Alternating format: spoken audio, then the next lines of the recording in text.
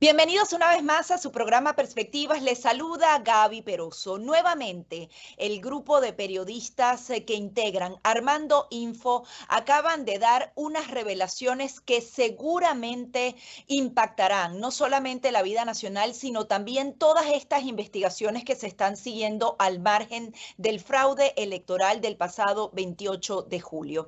De inmediato me conecto con Roberto Denis, quien es periodista de Armando Info, para que precisamente describa estas revelaciones. Roberto, muchas gracias por estar aquí. Gracias a ustedes, Gaby, un gusto. Sí, Roberto, titulan este artículo como "Cómo privatizar una elección", pero ya no solo ni siquiera se trata de una elección, sino de un fraude electoral. Quisiera que con tus propias palabras describieran todo lo que han conseguido hasta ahora. Sí, a ver, el domingo publicamos en Armando Info, publicamos una historia sobre Excle. Excle es esta empresa argentina, contratista entre otros organismos del CNE, en especial cuando se va a Smartmatic de Venezuela. Recordarán ya la cuestionada Smartmatic. Cuando se va a Smartmatic, esta empresa argentina, Excle, es la que queda, digamos, a cargo de todo lo que tiene que ver con contratos en el CNE para el software, el desarrollo y servicio de las elecciones, ¿no? De todo lo que tiene que ver con el tema electoral. En la investigación nosotros lo que pudimos documentar es que al final esta empresa SCLE, que como digo tiene esta fachada de contratista del CNE, bueno, en realidad es una especie de CNE paralelo ideado por Jorge y Delcy Rodríguez y el rector del CNE, Carlos Quintero. ¿Y por qué digo esto?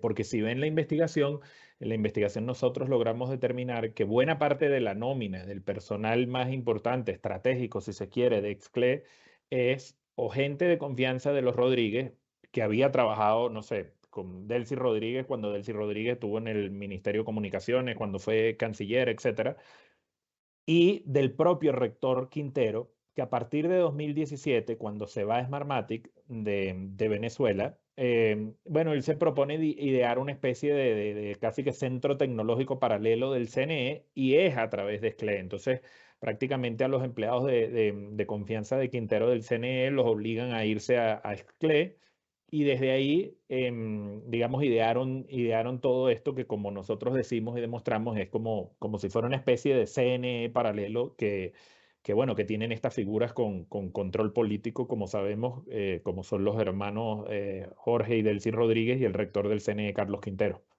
Sí, además aquí hay muchas irregularidades en el manejo de lo público y lo privado. En primer lugar, quería destacar para recordarle a la audiencia que Jorge Rodríguez fue uno de los rectores del Consejo Nacional Electoral. Comencemos por él. ¿Y quiénes serían esas personas de confianza que hoy están rigiendo los destinos de lo que sería el árbitro electoral en Venezuela? A ver, sí, ciertamente, como bien recuerdas, Jorge Rodríguez fue rector del CNE. Y es curioso porque cuando uno ve la historia de esta empresa Excle como contratista del Estado en Venezuela, justamente quien primero favorece a la empresa es Jorge Rodríguez cuando era rector del CNE. Estamos hablando de años 2005, 2006, 2004, 2006 más o menos.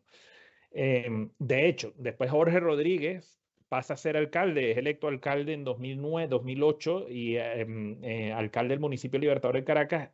Y Jorge Rodríguez vuelve a darle contratos a esta empresa SCLE desde la alcaldía. Em, pero yo creo que tú apuntabas algo que es muy interesante porque, bueno, mucha gente, digamos, asocia el reportaje únicamente, bueno, a lo que tiene que ver con el tema del fraude del 28 de julio. Y no, va más por el asunto de esto de control político y corrupción y cómo al final en Venezuela se han ideado unas estructuras casi que paralelas a la propia administración pública, eso sí, con fondos públicos que están al servicio de figuras políticas, lo cual es completamente, digamos, no solo que es ilegal, sino que es contraproducente para la democracia misma, ¿no? Y eso es lo que resulta, digamos, estratégico aquí. Porque, a ver, si bien para el reportaje todos los técnicos, digamos, electorales, todos los conocedores del sistema electoral nos decían, no, el sistema funcionó, el sistema electoral funcionó, Pero claro, funcionó y se pudo demostrar porque la oposición pudo, digamos, hacer esa tarea de recabar las actas. Si no fuera por las actas, probablemente aquí el secretismo no solo que todavía fuera mayor, sino que probablemente el CNE ya hubiese fabricado los datos que hasta ahora no ha podido publicar, ¿no? Y entonces que una empresa contratista fundamental del CNE para todo lo que es el despliegue de las elecciones en Venezuela en cuanto a máquinas, software, servicios, en cuanto a la infraestructura tecnológica, en cuanto a todo lo que se requiere para las elecciones, digamos, sea controlada de esta forma como la controlan los hermanos Delcy, Jorge Rodríguez y el mismo rector Carlos Quintero, yo creo que es muy revelador, pero además pone el asunto sobre CLE, porque lo que estamos mostrando es que, bueno, esta no es una simple contratista. Esto al final es con la fachada de contratista que hay unos operadores políticos que controlan esta empresa, que ojo, y esto es muy importante, no es solo para el tema electoral, porque CLE con el crecimiento que ha tenido en Venezuela, además de los contratos para el tema electoral, tiene contratos con el SAIME que tienen que ver con la identidad de todos los venezolanos, tiene que ver contratos para el SAREN y el tema que es el registro de notarías y el registro civil. Tiene contratos que además le permiten tener datos bancarios, tiene contratos con buena parte de los bancos públicos, entiéndase Banco Venezuela, Banco del Tesoro y Banco Bicentenario. Entonces estamos hablando de que esta empresa que ha, digamos, centralizado, si se quiere, el monopolio de la data de los venezolanos, bueno, está manejada discrecionalmente por un control político que ejercen, como digo, los hermanos Rodríguez y el rector Carlos Quintero.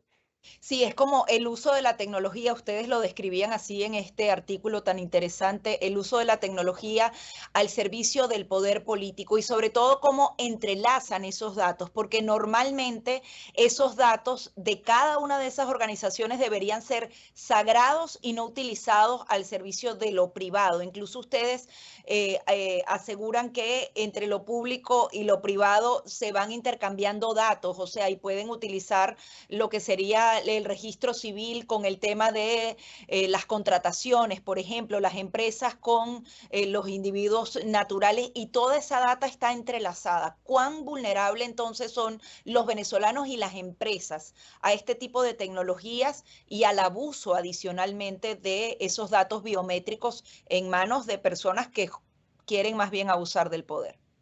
Sí, digamos, más que por el tema tecnológico, es un poco por esta estructura política que controla, ¿no? a esta empresa. A ver, yo creo que aquí hay varias cosas, ¿no? En términos estratégicos, para ningún gobierno, digamos, que tenga, digamos, un respeto por la data de sus ciudadanos, haría lo que se está haciendo en Venezuela. Es decir, que solo una empresa, como es en este caso Exclé, controle datos bancarios de los venezolanos, datos biométricos de identidad, datos asociados al tema electoral, datos relacionados que tienen que ver hasta, si se quiere, con consumos bancarios, que solo una empresa tenga ese control, ya de por sí eso sería alarmante para cualquier gobierno, porque no es estratégico. Pero claro, ¿cuál es la explicación? ¿Por qué vemos que en Venezuela pasa esto? Porque al final es una empresa que tiene una fachada de contratista, pero es una empresa que al final es el brazo tecnológico de unos operadores políticos que, como digo, son los hermanos Rodríguez y el rector del CNE, Carlos Quintero. Eso lo hace más grave. Y recordemos, Gaby, que en Venezuela ni siquiera nosotros tenemos ley de protección de datos, que es algo que ya prácticamente es universal. Ahí en muchos países no se tiene. Ahora, digamos, ¿hasta dónde llegan o hasta cuántas líneas cruza SCLE, digamos, como depende de este control político, cuántas líneas cruza SCLE indebidamente para facilitar y suministrar datos de los venezolanos? Bueno, esa es una muy buena pregunta que debería responder la SCLE. Hasta ahora es muy llamativo que en un proceso electoral como el del 28 de julio, donde pasó lo que pasó, lo que vemos es un absoluto silencio de esta empresa. Pareciera que la empresa muy preocupada por su reputación no está. Y esto es obvio, al final es una empresa que depende de los operadores políticos que le han dado cientos de millones de dólares en contratos. Pero sí, son preguntas que se abren, o sea, ¿qué significa, digamos, para en términos digamos, de identidad, de protección de identidad de los venezolanos, que solo una empresa que está tan relacionada a lo político esté manejando toda esta información y todos estos datos de los venezolanos? Desde luego que es algo muy crítico y muy grave. Sí, además que ustedes afirman que es una especie de Consejo Nacional Electoral paralelo y se basan en hechos específicos. Por ejemplo, hay una quinta en un lugar específico de Caracas en donde adicionalmente un funcionario público maneja a los empleados de SCLE, o sea, está todo ligado como si fuera Sí, un solo ente, ¿no? sí, es que a partir del año 2017, cuando sale de Smartmatic, de los contratos con el Consejo Electoral, recordarás que Smartmatic hace aquella denuncia en 2017 con la fraudulenta Asamblea Nacional Constituyente, diciendo que la data de participación se había adulterado y que al menos había 1 millón de votos que ellos no podían certificar que fueran ciertos. Exacto, que abombaron los datos el régimen Exactamente. de Nicolás Maduro. Exactamente. Entonces, esta SCLE es la que pasa a asumir todo lo que estaba haciendo Smartmatic y ocurre algo increíble. A partir de ese 2017, Carlos Quintero, que es este rector hoy en día principal del CNE, pero que es una figura estratégica dentro del CNE porque tiene 20 años dentro del CNE, ha pasado por los cargos más importantes desde la Junta Nacional Electoral, así como la Dirección de Información y Tecnología del CNE. eh, Al personal estratégico de confianza que había en el CNE encargados de desarrolladores de software, especialistas y analistas en redes, digamos, del corazón tecnológico del CNE, bueno, lo mandan a irse a esta empresa. Y por eso nosotros decimos que es que se construye esta especie de CNE paralelo y ocurre algo todavía peor. Entonces hay una fusión por momentos de los funcionarios del CNE con los de SCLE, que uno no sabe cuándo están ejerciendo como funcionarios del CNE, pero cuándo están actuando como representantes de SCLE. Es algo evidentemente inconveniente, digamos, para cualquier sistema democrático, que esto solo es posible porque, bueno, es la opacidad que reina en Venezuela. Es, digamos, donde todo está mediado por el control político, por un objetivo político. Pero, digamos, la operación de esta empresa es algo que debe ser investigado, es algo que debe ser cuestionado, más aún después de lo que estamos viendo que pasó después del 28 de julio. Y ese es un poco el trabajo que estamos haciendo ahora y es un poco, creo, lo que revela la investigación que publicamos el domingo. Roberto, quería hablar justamente del impacto que puede tener este tipo de investigaciones para que la comunidad internacional entienda que no solamente se trata de un Nicolás Maduro que sencillamente no muestra las actas y que ese Consejo Nacional Electoral lo proclama, sino que adicionalmente había como una infraestructura detrás que si las actas no hubiesen sido publicadas por María Corina Machado, quizás hubiesen pintado una fotografía totalmente distinta. Es decir, no había ningún árbitro ni nada que fuera imparcial detrás del voto de los venezolanos. A ver, yo creo que eso es muy claro y si uno habla con todos los expertos electorales, los técnicos, se va a dar cuenta que eso es así, ¿no? Digamos, lo que aquí ha salvado, digamos, no solo a la oposición, sino ha salvado a los venezolanos de conocer un resultado, es que la oposición pudo hacer esta tarea de recabar las actas que sirven para mostrar, digamos, cuál fue el resultado que ocurrió el 28 de julio. Si eso no hubiese sido posible, es probable que el CNE, digamos, ya hubiese inventado y fabricado los números que hasta ahora no se ha atrevido a publicar. Eso para mí es muy, muy evidente. Recordemos que varias de las auditorías fundamentales que hay que hacer después del proceso electoral no se hizo ninguna del 28 de julio. Había una temprano que había que hacer el día 29 de la mañana, que es la auditoría tecnológica, no se hizo. Había que hacer otra el día miércoles, tampoco se hizo. O sea, 3 auditorías centrales del proceso no se hicieron. Entonces, digamos, eso está muy claro. Y aquí, ¿qué es? Y digamos, yo creo que eso es lo que también revela la investigación que publicamos. Es decir, aquí es el factor humano, el factor político controlando la tecnología al servicio de esos intereses políticos. Y eso es lo que es realmente peligroso. También yo quería hablar de ese antecedente de Smartmatic en dos puntos que ustedes también describen muy bien en este artículo. En primer lugar, esas declaraciones que daba quien fue uno de los fundadores y presidente ejecutivo de Smartmatic, Mujica, diciendo que había una diferencia de 1 millón de votos. Y por otro lado, el otro antecedente de esas máquinas de un incendio misterioso en donde se quemaron máquinas, si no me equivoco, de Smartmatic y que también permitieron que trajeran nueva tecnología al sistema electoral venezolano.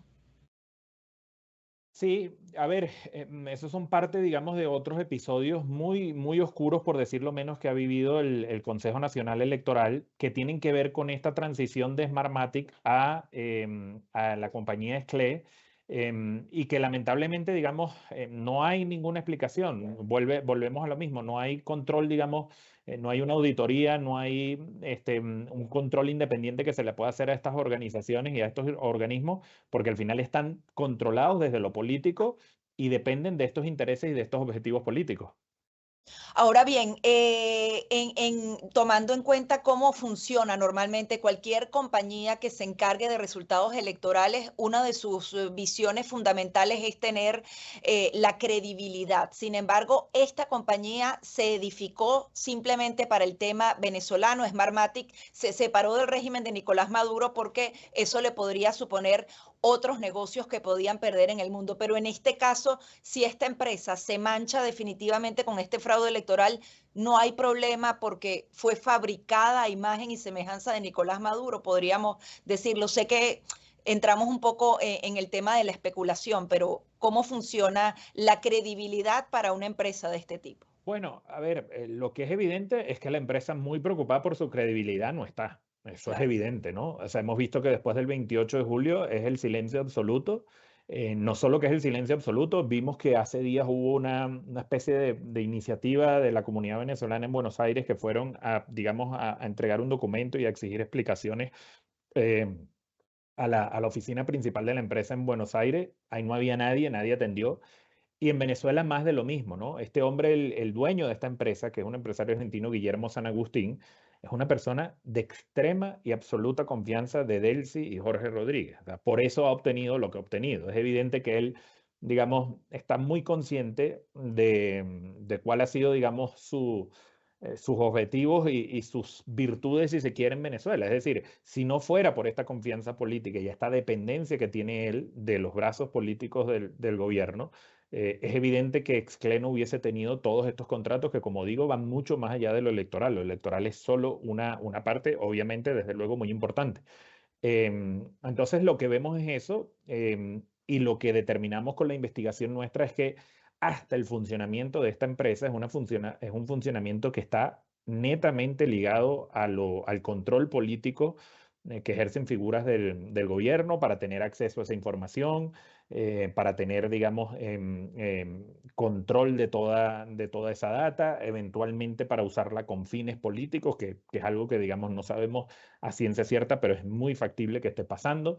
Y es por eso, digamos, que la reacción al final de SCLE es esta, ¿no? Es el silencio más absoluto porque, bueno, no van a salir a ir en contra de quienes han sido sus principales benefactores y sus principales proveedores de negocios en Venezuela para hacer cientos de millones de dólares.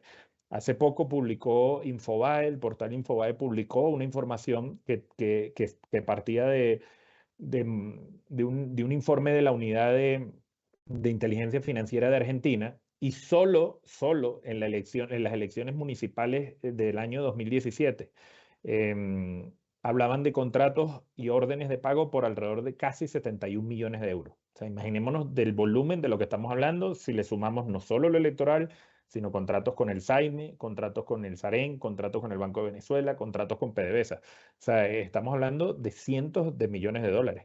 Y si uno ve además, digamos, el negocio de SCLE fuera de Venezuela, es minúsculo. Por mucho que la empresa nace en Argentina y en Argentina tiene algunas cosas, ha hecho algunas cosas en otros lugares, digamos, el corazón del negocio de esta gente obviamente es Venezuela. Sí, y resulta inevitable hacer un paralelismo con Alex Saab. Armando Info también ha dado luces desde el principio de la figura de Alex Saab, y este hombre, Guillermo Carlos San Agustín, se erige igual, va empezando de a poquito y luego va enlazando en un área específica de negocios y le supone miles y millones de dólares. Incluso él ya ha sido sancionado por autoridades de Estados Unidos. ¿Tú le ves un parecido a ese crecimiento en el tema de los negocios y la conveniencia y la complacencia política que ocurre en este tipo de figuras?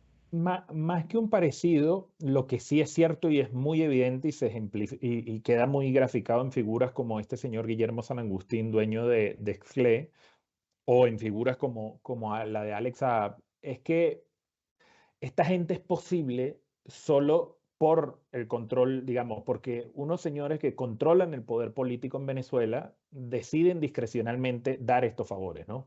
Que se traducen en contratos de cientos y cientos de millones de dólares. Pero además, eso, digamos, muestra un poco lo que es la estructura, si se quiere, política financiera de un régimen como el de Nicolás Maduro. Yo siempre digo que al final se comete un error cuando solo se ve el asunto venezolano desde la política.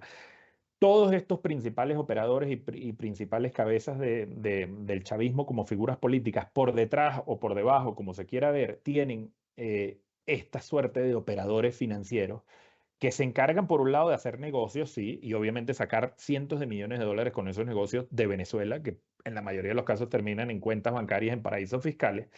eh, pero después son, digamos, negocios al servicio también de cimentar y consolidar ese poder político. Es decir, es como un círculo que se retroalimenta, ¿no? Es como un circuito donde se retroalimenta, es decir, este favor, digamos, a estas figuras, a estos empresarios, bueno, pero que terminan convertidos en un apéndice del poder político, ¿no?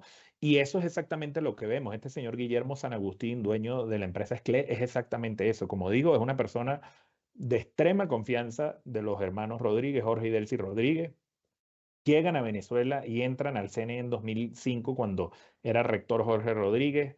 Jorge Rodríguez le da después contratos en la alcaldía del municipio de Libertador y así siguen. Que era un poco lo que pasaba con Alex Saab siendo, digamos, la figura clave para Nicolás Maduro, pero estaba en su momento la figura de Samar López para alguien como Tarek El Aizami, hoy los dos caídos en desgracia y detenidos en Venezuela. Si uno ve todas, digamos, las cabezas del poder político en Venezuela, eh, tienen esta suerte de operadores y eso además es lo que a mi modo de ver hace de Venezuela, sin lugar a dudas, una cleptocracia. Es decir, aquí hay unos grupos de interés económico eh, adosados, pegados al poder político, que hacen uso público, digamos, hacen uso de los recursos públicos, de los recursos del Estado venezolano como si fueran uso propio para enriquecerse, pero también, como digo, para consolidar ese poder político de un régimen como el de Nicolás Maduro. Sí, antes de hacer la última pausa, quería puntualizar, al parecer, estas personas que no solo Guillermo Carlos San Agustín, que es argentino, sino también otros, justamente se fueron de manera silenciosa a Argentina justo antes de las elecciones. Ustedes también dan cuenta de eso, ¿no? También quizás previendo que pueda haber algún tipo de traición, ¿no? Bueno, la información que nosotros obtuvimos es esa, sí, digamos, más allá de Guillermo San Agustín, que es como la cabeza de la empresa, es argentino, hay otras figuras también de origen, digamos, de nacionalidad argentina, como Hernán Sorel, que es parte técnica de la empresa, y un señor llamado Javier Nasif, que es como el gerente general de Exclé en Venezuela. Todos, digamos, el staff, digamos, de Exclé, que es de origen argentino, salvo Guillermo San Agustín, la información que obtuvimos nosotros es que todos habían salido, algunos antes y otros después de la elección del 28 de julio.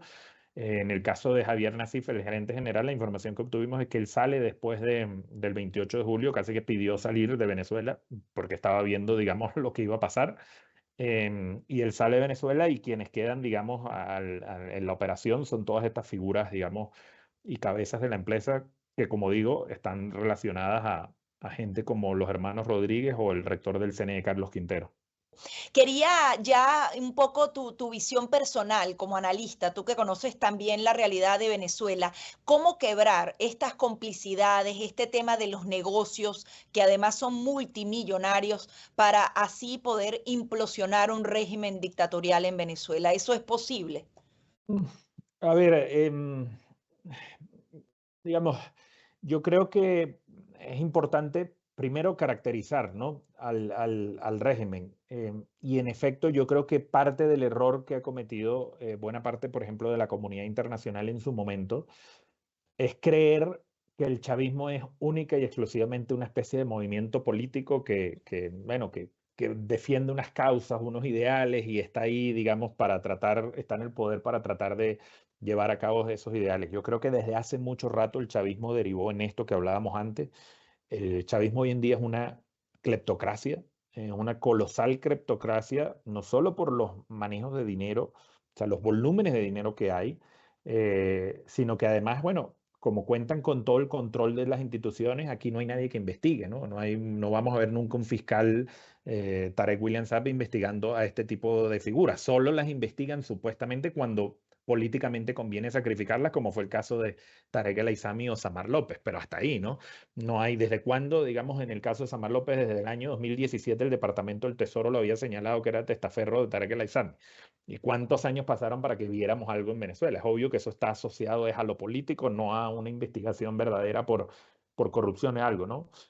Y yo creo que esa misma naturaleza ya hoy en día cleptocrática del régimen de Nicolás Maduro hace más difícil cualquier propuesta en Venezuela, cualquier propuesta política, porque al final estas son cosas que no se ven, digamos, no son públicas. Uno ve en las cámaras, son a los actores políticos y son los que están a diario, digamos, arengando a la gente y haciendo, digamos, cosas en público, pero la estructura real política del chavismo está sostenida por cabezas financieras que prácticamente se han adueñado para sí mismos de los recursos y de las riquezas del Estado venezolano. Y esto uno lo ve en todas las áreas. O sea, lo vimos con Alex Saab, el negocio de los alimentos para los CLAP, para Nicolás Maduro, lo estamos viendo ahora con este señor Guillermo San Agustín, y todo lo que es el negocio tecnológico y el negocio de la data de los venezolanos está en manos de este señor, sencillamente porque es ficha o depende de los hermanos Rodríguez, ¿no?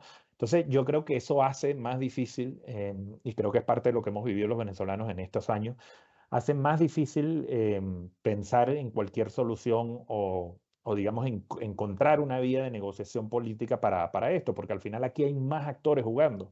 Aquí ya no es el asunto solo de preservar el poder político, que también, pero es que es preservar el poder político para preservar también estos intereses, ¿no? Entonces eso hace mucho más compleja la ecuación, si se quiere. Yo, la verdad que yo no soy analista, digamos, político como para decir, bueno, la solución es esta. Uno no, yo creo que no la tiene. Yo creo que la crisis y la frustración que genera el caso venezolano a muchos politólogos incluso es esa, ¿no? Decir, bueno, pero o sea, ¿cuál es digamos, cuál es la salida? ¿Cuál es la alternativa, no?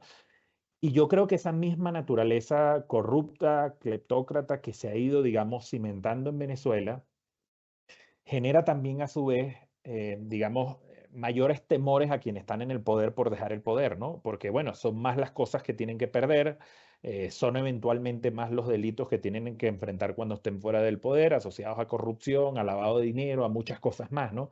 Entonces se ha hecho, digamos, se ha generado ahí como un ciclo, la verdad que muy, muy, muy vicioso, que yo creo que explica parte de la tragedia venezolana. Ahora, esto no es casualidad, Gaby, o sea, esto es ideado, esto es pensado así.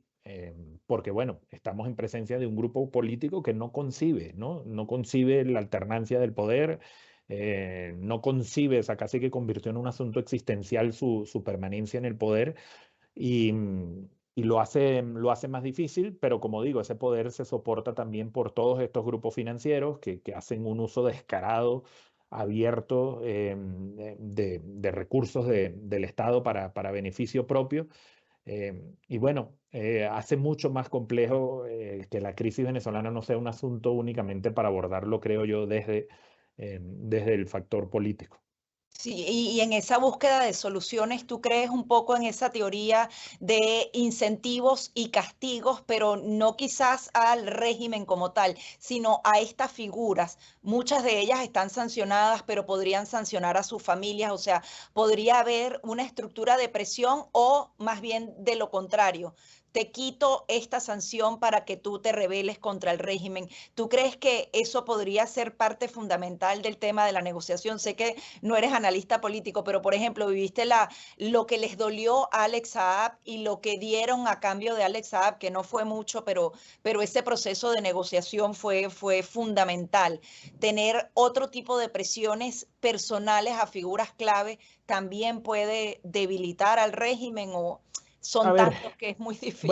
a ver, aquí hay varias cosas, porque primero, y digamos, es lo que yo siempre veo, digamos, como periodista, primero, antes que eso que tú planteas, pero bueno, entiendo el planteamiento de tu pregunta, primero que hay un asunto de justicia, ¿no? O sea, aquí estamos Además. hablando de que hay una gente que se ha enriquecido como nunca antes en la historia venezolana se vio, mientras el país está viviendo la crisis que está viviendo, ¿no? Entonces, mientras millones de venezolanos han tenido que salir, digamos, a buscar mejor futuro fuera de Venezuela, bueno, hay unos señores que han amasado fortunas.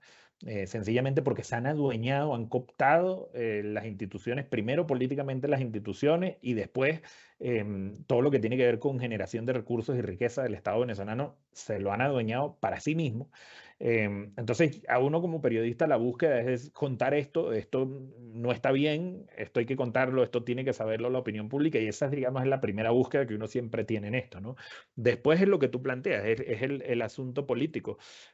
Yo creo que la frustración que hay hoy en día, si uno ve y uno dice, bueno, ajá, en el caso venezolano, al menos la comunidad internacional ha ensayado distintas cosas, cosas que tienen que ver, por ejemplo, con presión, cosas como las sanciones que tú mencionabas, pero también han ensayado otros caminos y al final lo que se demuestra es que el único objetivo de Nicolás Maduro es preservar el poder.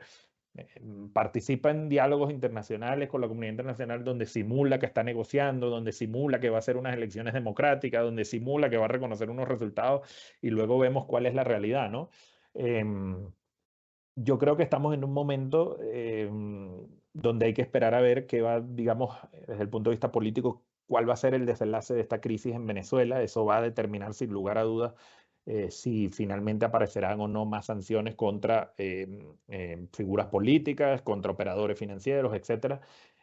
También lo que pase en las elecciones de Estados Unidos creo que va a ser obviamente también muy, bueno, va a incidir, bueno, en cuál va a ser el criterio a seguir o no con el caso venezolano.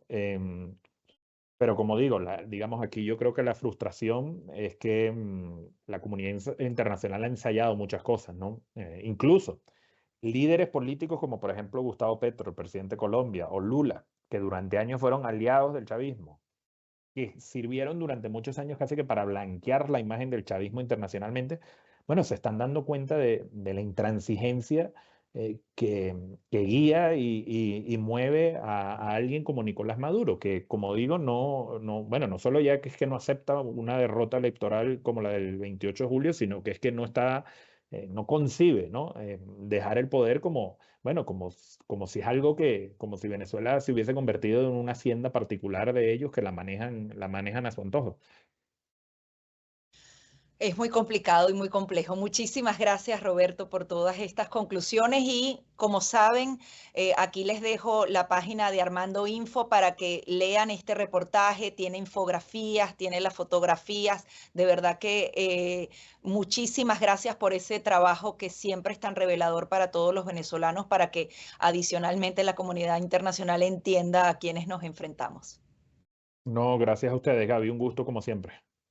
Roberto Denis, periodista de Armando Info, aquí en su programa Perspectivas.